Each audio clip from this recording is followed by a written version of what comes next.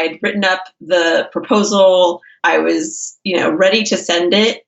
And I just couldn't. I just couldn't. I felt like I was having some sort of, crisis. And I sat there staring at it, looking at it and thinking, I don't want to do this. Hey there, I'm Goli Kalkaran, and this is Lessons from a Quitter, where we believe that it's never too late to start over. No matter how much time or money you've spent getting to where you are, if ultimately you are not happy, then it's time to get out. If you're feeling stuck and you feel like there's gotta be more, there's gotta be a way to feel fulfilled and excited about what you do, then this is the podcast for you. Each week, I will sit down with an inspiring guest who quit their professional career in order to forge their own path and create a life that they love. Hey guys, welcome back. Thank you for joining me again. As I've mentioned before, if you haven't already signed up for our email list, go ahead to the website lessonsfromaquitter.com and sign up. As I've said, every week I will send out a very short email that has some tidbit that will teach you something, a video, an article, and it's on all sorts of topics, mostly focused on the mind, how we view certain things, the biases we have, mindset, etc. So if you think that you are into learning something quick, new every week, sign up at the website. I am so excited to jump into the interview today with Ann Masciarotte.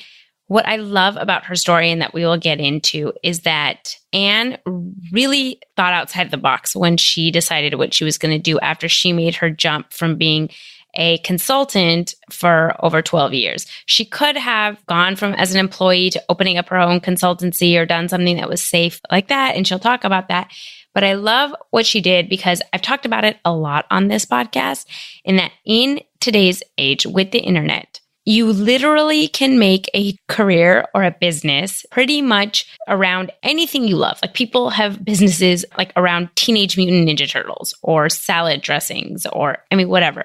So there is really space for us to kind of figure out what our passions are and figure out how can I package this that someone will pay me for it. And what Ann has done is she has taken her love of art and she has created a business from it. So Ann is the Chief Curator and President of the Whitney George Collection, an art advisory firm that she established after leaving her career. The Whitney George Collection was born of Ann's belief that fine art doesn't have to be intimidating and that it should be a prominent part of every home, office, commercial, and public space.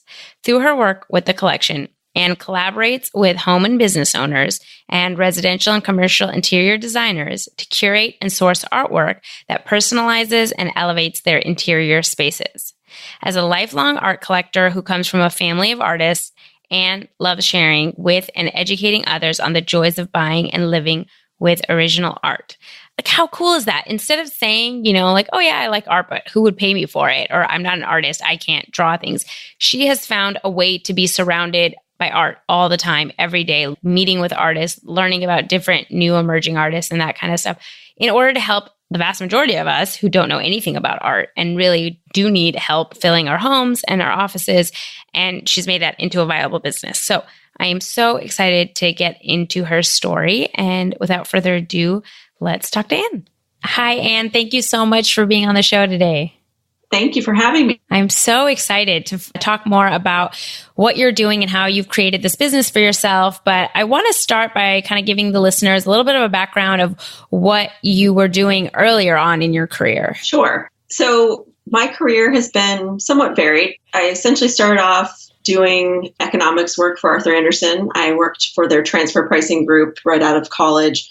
And that was kind of a consultative process. So I liked that idea of working with clients, and a friend that I was working with at that time introduced me to the world of strategy consulting, and that piqued my interest, and I had some interviews and off I went into that world. So I was doing strategy consulting for, I guess, about 7 or 8 years when, just personal things changed where I was living and what I was up to. And so I moved into the world of web product management, which had a lot of similarities to what I was doing in strategy consulting, in that we were looking at looking at how to run this business, how to run this product, what were our strategies going to be for growing the business and growing that product, working with clients, working with our developers, and essentially implementing and executing on those things. So it had a lot of, the project management types of things that I had going on as a strategy consultant. It had that aspect of looking at the market, doing research, and establishing your strategy and moving forward that way. So it had a lot of synergies with what I had been doing in the consulting world. Only my clients changed from project-based clients to internal clients, my bosses, et cetera, and the clients that were actually paying for the product ultimately. When you say consultant, like strategy consultant, I don't truly understand what different types of consultancy are. So I'm wondering, were you working for a company as an employee and your job title was consultant, or you had your own business and you were a consultant? Yeah, so I worked for a couple of different consulting firms. So I wasn't self-employed. No. Oh, okay. That only came recently. But yes, so they were consulting firms focused on top-line revenue growth. And I was, one of many consultants within that organization. So I wasn't bringing in the clients directly, but I did have, business development responsibilities. But I was an employee. And that is typically companies hire you guys to come in and strategize with them and how they can increase their, bottom line or revenue or, cut down costs, things like that. Okay. Exactly. Yeah. So they're looking for sort of a disinterested third party opinion on, where they should be taking their business, whether it's, from a top line perspective, adding new products or a different way of positioning their products. Or, there were some cases that I was on where they were looking to streamline things internally. So it was less of a top line thing and more of, I guess, a bottom line thing. Got it. And then, so what led you away from that and thinking about starting your own business?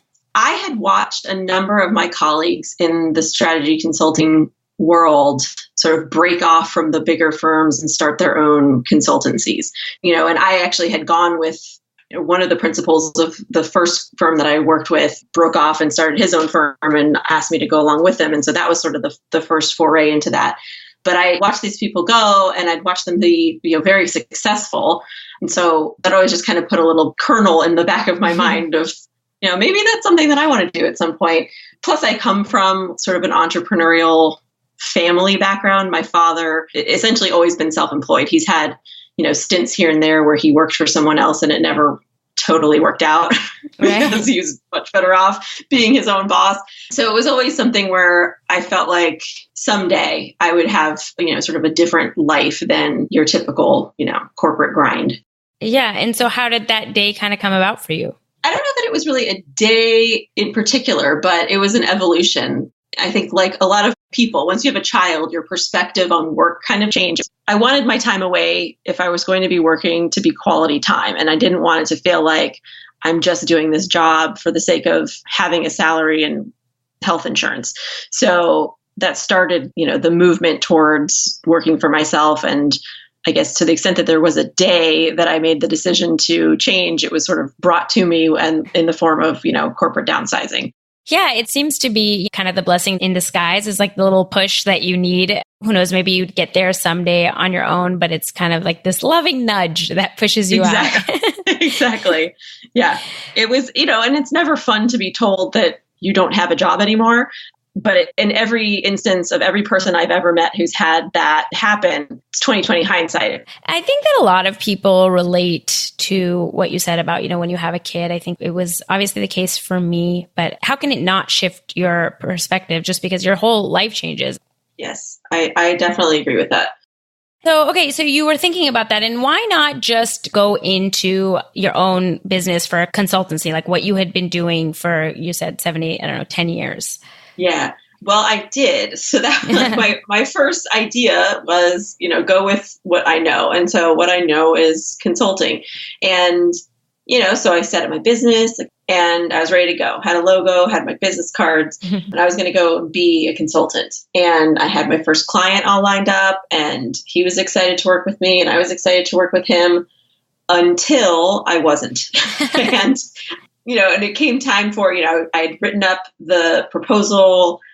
I was, ready to send it and I just couldn't. Like I just couldn't. I I felt like I was having some sort of, crisis.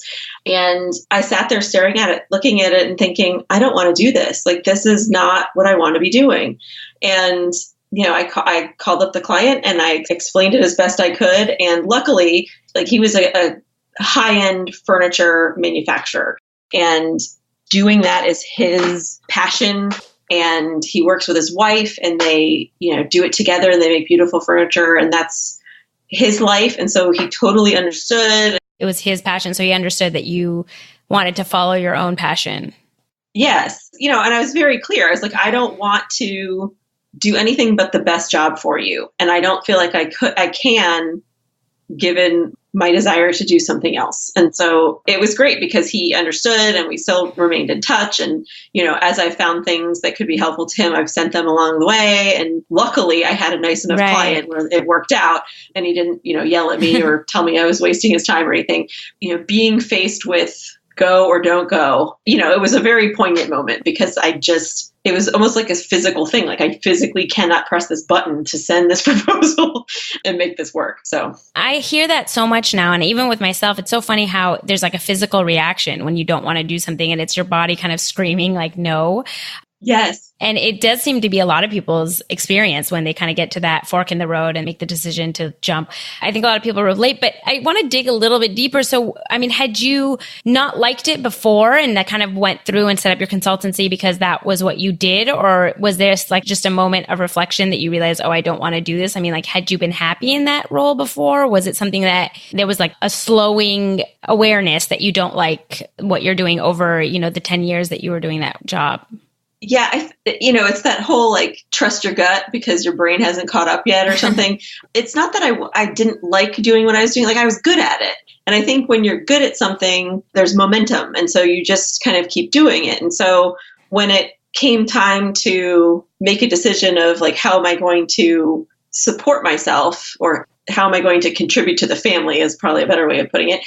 That just was the natural next step. It was like, okay, well, I can work for myself. I can do this consulting thing because I know how to do it, and I'm good at it, and it's going to make me money, and I know how to price it, and on and on and on. And so it was just like the logical thing.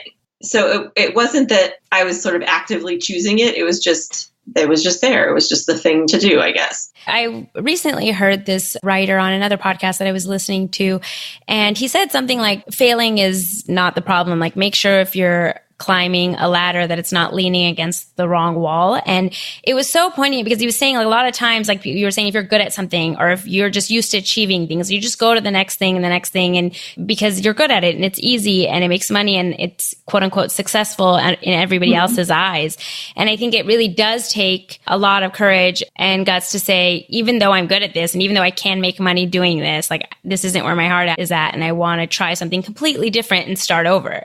Yes. And I've been a high achiever my entire life. So like, it wasn't even like a question at that point. It was just like, this is what I'm going to go and do. And this is how I'm going to make my money. And I think, in talking about it right now, that was the focus. Like, the focus was make money. Yeah. The focus wasn't, free yourself. The focus wasn't do what you're passionate about. It was make money.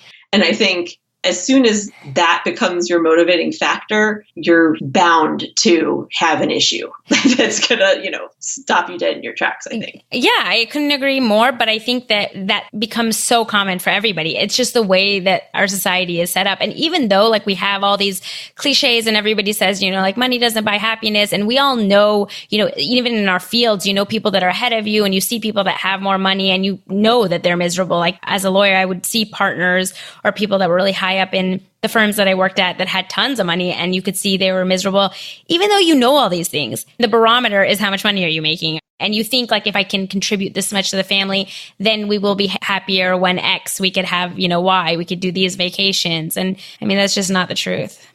Right. I think it'd be difficult at a younger age to have come to that same conclusion. And maybe that's not the case for people that are just coming out of school now. I'm not sure. But for me, all of my peers, we graduate from college, and then you already have a job set up, and you do that job. And then, in the industry that I was in, the next step was get your MBA. And then the next step was go back and become partner. And then, and so it was like this prescribed path. There's a lot of comfort in a prescribed path. I mean, and it's not until you don't have that where you're like, oh, Oh yeah, absolutely. I don't know what to do now. Like Yeah. nobody's like mapped this out for me. So Yeah. it becomes a whole different ballgame. Yeah, no, I've said that before on the podcast. Like one of the conversations I was having with my husband when I wanted to quit law, he sort of mentioned that, oh, you've always taken the easy path. And I like lost my mind on him. And I was like, what are you talking about? But it was in that sense, once, I realized what he was saying, he's absolutely right. That like, I didn't have to figure out anything. I just followed a path somebody gave me. And then now when you're doing it, there's so much self-doubt and fear. And so that makes it really difficult because nobody's telling you which way to go. And so you just have to figure out each step. And with each step, you think like you're going to get somewhere and all of a sudden you're going to know what you're doing, but you don't. It's like each step is kind of in this dark. You're kind of like moving along, figuring out how to move your business forward. Yes, I think that's completely right. Well, so I think that's a good transition to sort of what you're doing. So how did you decide to start this company that is so vastly different than what you were doing? I, had worked with a life coach while I was still, in my quote unquote stable job. And in working with her, we sort of came to this conclusion that what I wanted to do was, and this sounds very, I don't know, out there, but I want to make the world more beautiful. And the way that I want to make the world more beautiful is by bringing art into people's lives in a way that it hasn't been there before. So it's very strange because all of that work was done, I don't know, 3 or 4 years before I decided to actually move forward with my art consultancy. So, and it was funny because I was unpacking a bunch of office boxes and notepads and things like that. And I found this piece of paper that was an exercise that I'd done with my life coach. And essentially everything that was written on this paper was everything that I was doing in my new business. And just, serendipitous thing. And that really sort of solidified that, okay, this is something that subconsciously has been with me for 4 years. Even before that, before I even started doing the work, it clearly was there. So the seeds had been sown a while ago. And then, essentially just life changes, things that we were doing in the family sort of shifted my focus here and there. And I was on this estate sale website and there was all this fantastic art on there and it was being sold for so cheap. And I was like, people need to know about this. Like, people need to realize that fabulous art doesn't have to be expensive. And I'm going to be the person that tells them, and I'm going to do this. And so I talked to my husband about it and I said, this is the investment that I think I want to make in, buying this art. For each of the pieces, I laid it out. I was like, I think this is what I can get it for at auction. I think this is what I can sell it for retail. And, the numbers just made complete sense. So that was kind of the first step was, rather than being a consultant at it, it was a retail endeavor, but that's not where I wanted to be. Right. So it was just kind of the easy transition, I think, where I could right off the bat start making money. Right. You could kind of dip your toe into that space and see what it was. I mean, even what you said with the life coach beforehand, I think one of the things that people, when they are unhappy and they want to make a change, what we don't realize, myself included, is you want to sort of know what you're going to do immediately. If I'm not going to do this, like I'm going to quit, I want to know the path. And the problem is it really takes a long time to plant different seeds and see which one takes and see what you actually like and sort of strip back. I think a lot of the different stories that you've told yourself about yourself, like what you can do, what you can't do, what you're good at, what you're not. And so I think that it's a common thing. And if people kind of gave themselves the space to do it, that you do the work, but it might take a year or 2 or 3 to really get you on a path that you want to be on. It's not something that happens like you quit and then within a month you figure out what kind of side business you want to start and you're going to like be off to the races. So I love that you had explored that. You had at least an inkling of what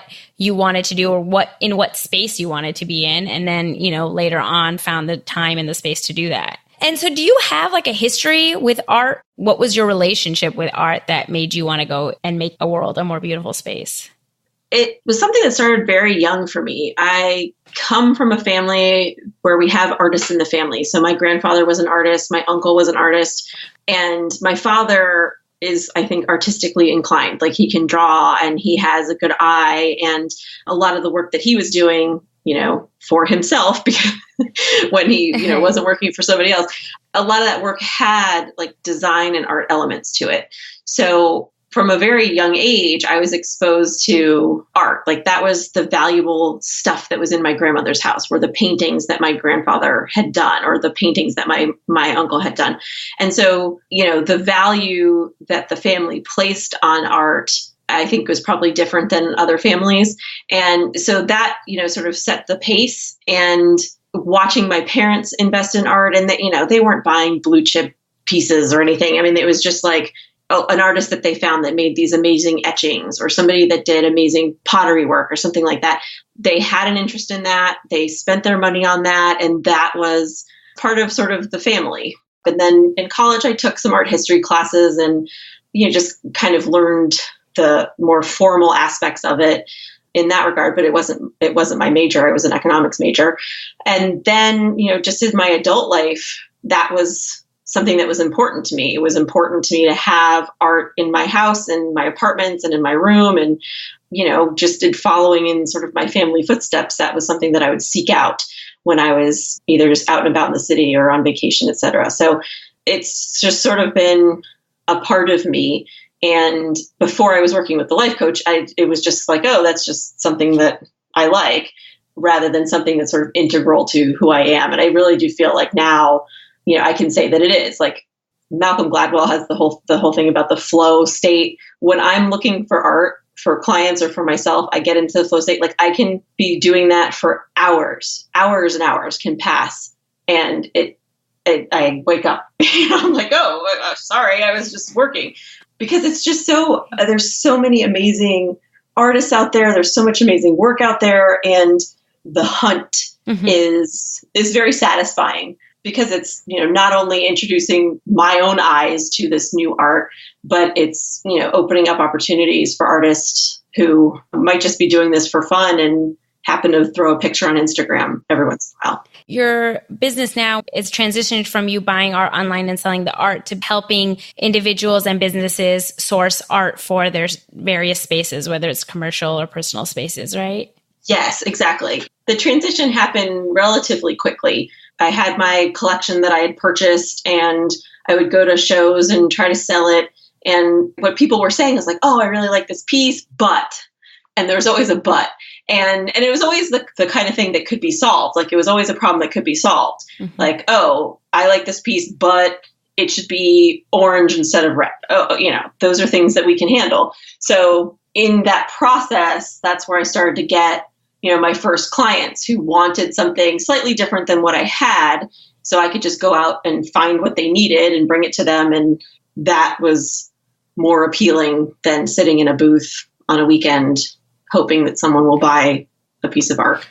And one of the reasons I wanted you on the podcast is because I think what you've done is so interesting compared to a lot of other people that we've had, in that you've sort of created your own space. I'm sure there's some other people that are doing something like this, but it's something that I hadn't heard of. And I, as somebody that doesn't know art, and I told you earlier when we spoke before the podcast that I moved into my house a year ago and I still have bare walls. So I definitely think this is something that's necessary, because I feel very paralyzed every time I try to find something to put up on the walls, because I don't know if it's worth it. And I don't want something that's mass produced and it's just in every store. And so I just get paralyzed and I don't buy anything at all.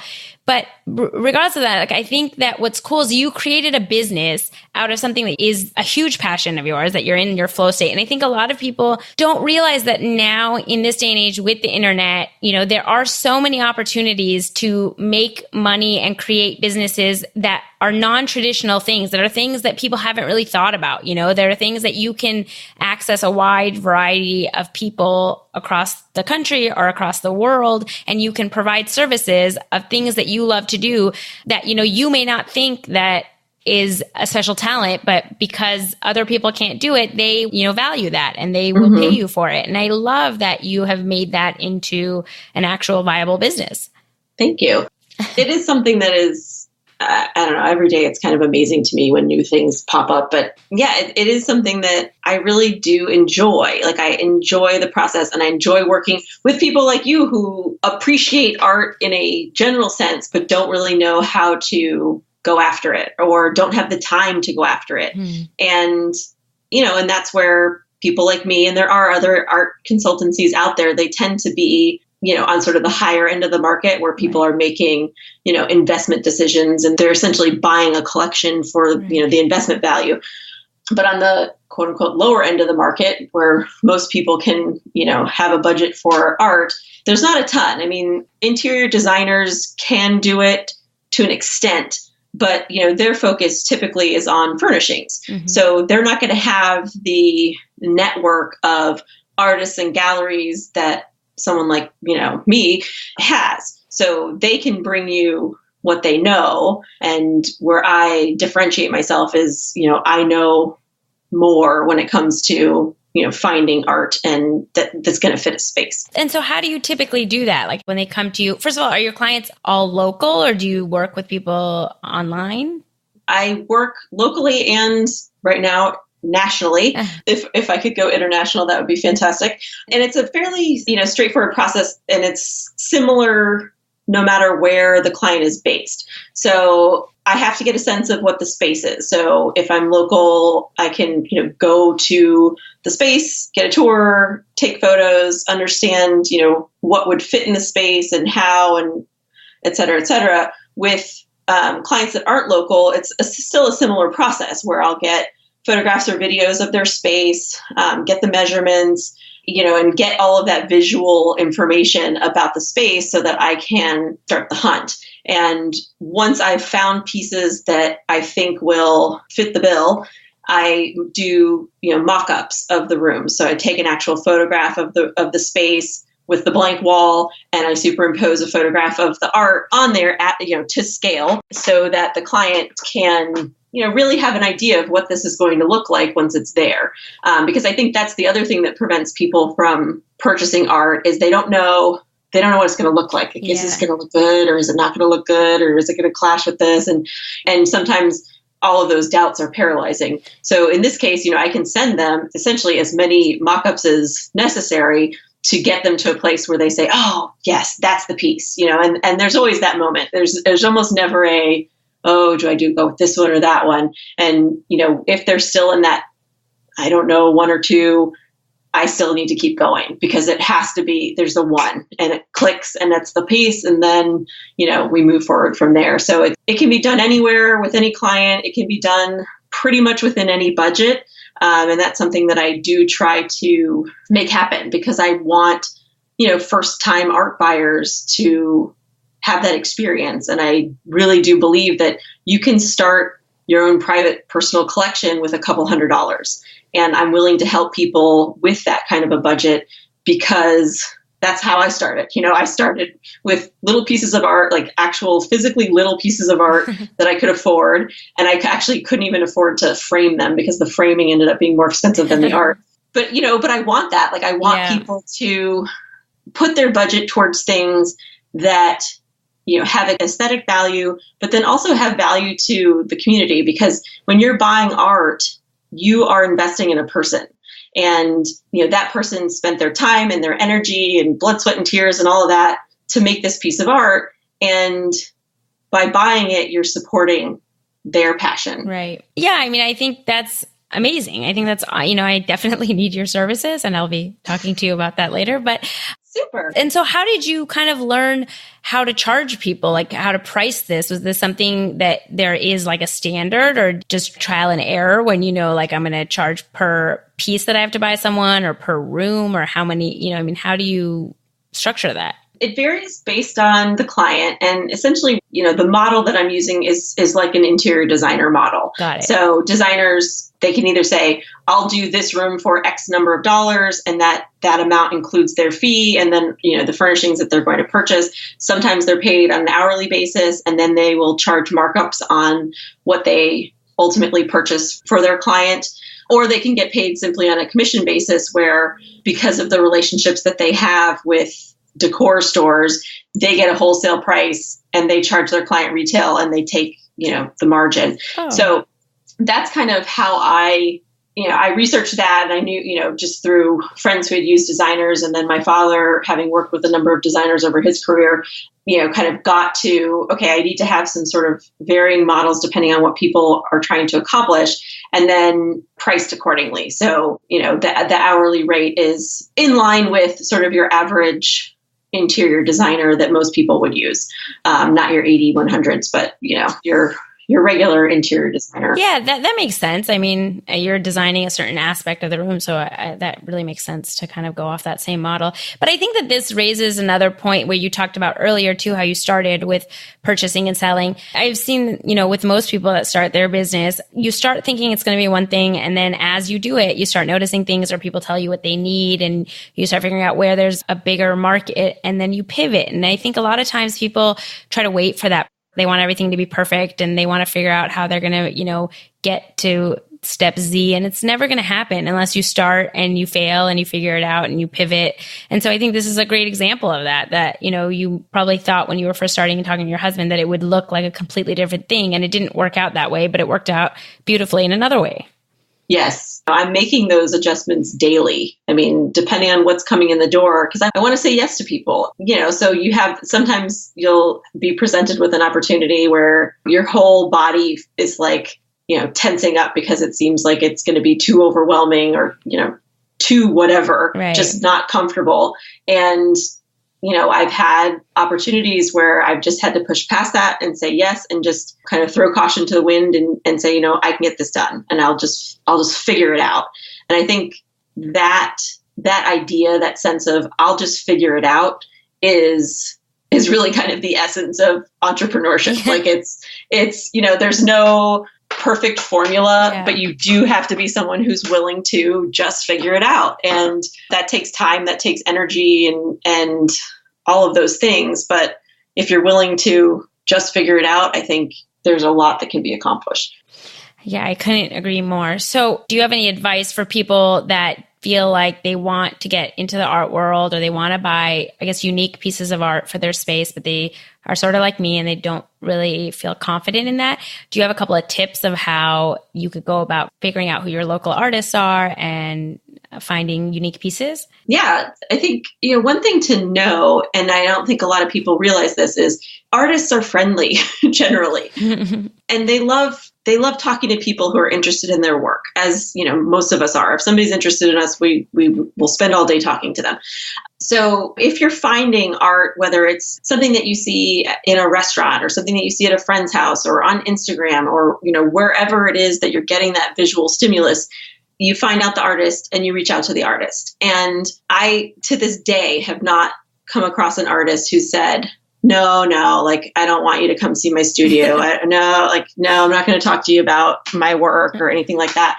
So, I think the first step is don't be intimidated by the artist, because I think what happens in high-end art galleries has kind of whitewashed the rest of the art industry, such that, people see these big white boxes and these, avant-garde looking people running these galleries and, they're so intimidating. Well, yeah, that exists. And that right. exists for a reason, because, the people that are part of that world, they like their exclusivity. They want to be intimidating. They want to only serve a certain clientele. Right. But really, that's such a small portion of the art world. And the rest is just people, many of whom are painting or sculpting because they love it. And a lot of them aren't making a full-time living off of it. So yes, I think the first tip is don't be intimidated to reach out to an artist, and, just be upfront. Like, I like your work. I'd love to talk to you more, et cetera, et cetera. And it's pretty straightforward. So that can at least get the ball rolling. Yeah. And the other thing is, when you're working with a gallery or with an artist directly, in almost all cases, they will let you bring a piece of art home so that you can see it in your space. So, and that's another thing. It's very rare to find an artist who won't let you do that. They may ask for, a deposit or something like that because, they don't know who you are from somebody off the street. But the reality is, they want to make the sale, right? And they want to have a new client and a new, fan. So if that means lending their piece out for a few days so that you can see how it looks over your sofa, let's say, most people will gladly do that. And part of it is because they understand that art's a very personal, subjective thing, and you can't necessarily get the same vibe off of a piece in a studio or in a gallery as you would once it's at home and you're pile of magazines and whatever else is next to it. And the other thing is, once a piece of art goes into a house, it's very rare that it ever comes back out. So the sale kind of happens once the piece of art makes its way into the house. Because if you're willing to go to that extent, you probably already like the piece, and it's really just the process of convincing yourself to make the purchase. Yeah. No, that's really interesting. I never knew that. Actually, one of the reasons I think myself or other people go with kind of a commercial piece of art, or you go to a store and buy it, is because you have the reassurance that like, oh, I could return it if it doesn't look good, or I'll buy it and see. And I would never think that I could go to a gallery and ask someone to take home their art and bring it back. So I mean, that's really good to know. Yeah. And, and sometimes depending on the piece, they'll bring it to you because they don't want you transporting it, et cetera. But in a lot of cases, they will help facilitate the sale. And if that means bringing it to your house for a couple hours or lending it overnight for a couple of days, like those are things that can be, easily negotiated. And as with anything, don't be afraid to be a neophyte. Like, don't be afraid to tell people you don't know what the right process is, because anytime that you can do that, you're going to learn something. And in most cases, people are kind and they are going to want to help you. And especially if it's in a business that they're already passionate about. That's really good advice. So where can people find you if they want to work with you, or if they maybe just want to reach out and to ask some more questions? What's the best way? Well, I have a website. It's the Whitney George Collection. It's actually Whitney George Collection, .com. And the business is named, it's my middle name and my son's first name. Everybody always wants to like, who's Whitney George? Can I talk to Whitney George? No, there's no such person. So WhitneyGeorgeCollection.com is the website. There are, ways to access me via email, and my phone number is on there as well. I also have an Instagram handle that I'm pretty on top of. Okay. And it's the same thing, Whitney George Collection.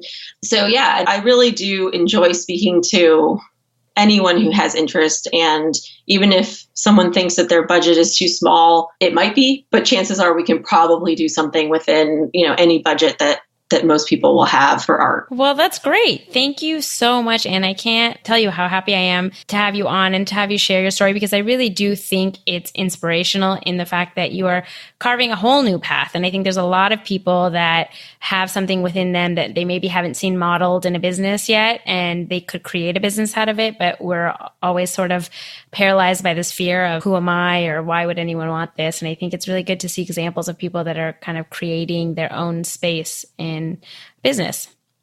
Great. Well, thank you. I really appreciated talking with you. And I hope that more people will buy more art, whether it's through me or otherwise. Me too. Well, thanks so much, Ann. Have a good day. Thank you. You too. Bye-bye. Thank you so much for listening. I can't tell you how much it means to me. If you liked the podcast, please rate and review us on iTunes. It'll help other people find the show. If you want to connect or reach out, follow along on Instagram and Facebook at Lessons from a Quitter, and on Twitter at Quitter Podcast. I would love to hear from you guys, and I'll see you on the next episode.